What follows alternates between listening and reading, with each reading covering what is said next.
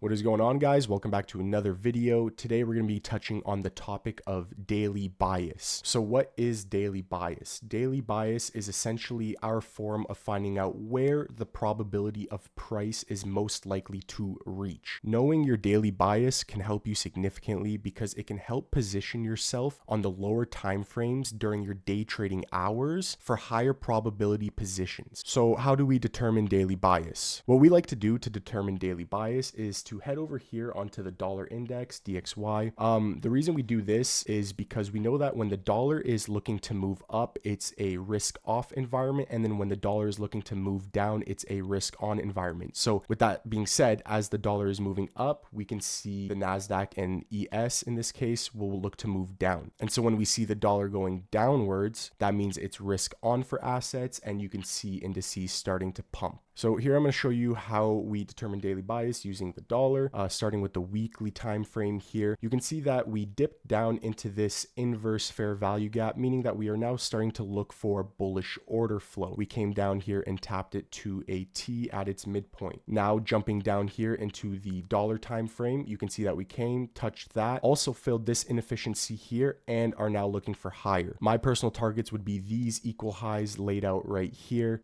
as the first draw on liquidity. And then from there, we can see if price would want to react bearishly off of this volume imbalance. So now we're dropping down here into the 4-hour time frame. We know on the higher time frames that we are in that bullish order flow. Our next little hurdle here to continue up would be this fair value gap located right here. You can see that we started trading up and into it, but we have yet to flip it and inverse this fair value gap. The moment that this gets flipped, I can expect that we'll be racing real fast up to these equal highs, and thus in return, we should see the NASDAQ starting to sell off. So now that we covered the dollar, we can jump over here onto the NASDAQ. So when looking at the daily, you can see that ideally we would have wanted to see this daily fair value gap get respected and reject out there, but we did close above. So this is something to take note of. We're going to want to ideally see another close back into this fair value gap and us to start breaking downwards. Now when jumping into the NASDAQ here on the 4-hour, you can see that we did fill this inefficiency right here, and we're looking good to start rolling back over and continue with our bearish order flow. With that being said, like I said, this 1-day fair value gap would need to be disrespected as it's now a inverse fair value gap, but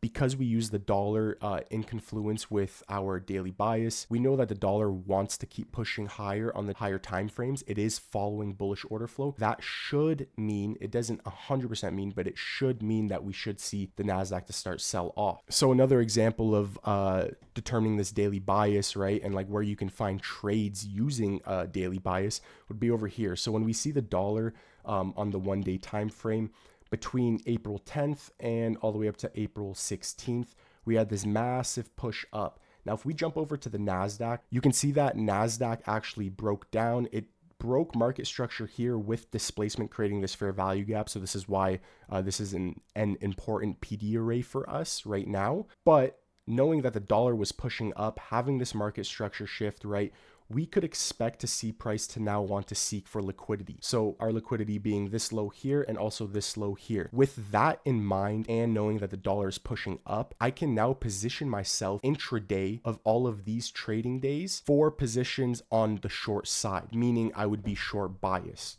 In this case, knowing that we are going for lower and looking to seek for liquidity, essentially what you'd want to do is look for any entries on the top wicks that are formed in each of these dailies. If you can enter in any of these days, right, and catch the move back down, right? So this is essentially your manipulation leg up, right? If you can find an entry anywhere up there, you'd be winning all of these days here up until you are proven wrong and or the draw on liquidity has been met. So in this case, you can see that we swept this low and then we also swept this low as well as filled these inefficiencies here, meaning that price has sufficiently delivered its draw on liquidity and it can now bounce back higher. So yeah, guys, that essentially sums up daily bias. Hopefully I answered most of your questions on this topic, but if you do have any more questions, you can feel free to reach out to us in our questions channel located in the Discord server.